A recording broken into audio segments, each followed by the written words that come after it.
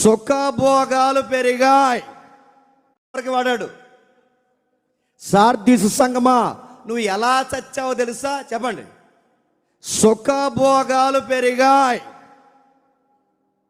నీకు లగ్జరీ పెరిగింది, నీకు సుఖం పెరిగింది కనుక ప్రార్థన పోయింది, నీకు సుఖం పెరిగింది కనుక వాక్యము పోయింది, నీకు సుఖం పెరిగింది కనుక సహవాసము పోయింది. ఈ సుఖం పెరిగి నేను బతుకున్నాను అనుకున్నావు కానీ చచ్చావు.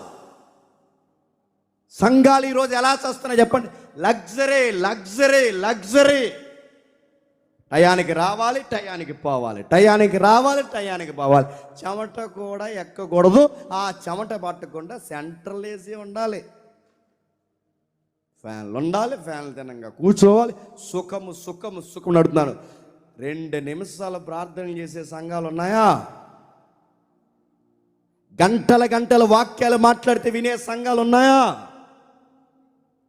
సహవాసంలో రోజులు తడబడి మన వాక్యాన్ని విందాం అనుకునే విశ్వాసులు ఉన్నారా? సంఘ నాయకులు ఉన్నారా? సంఘాలు ఉన్నాయా?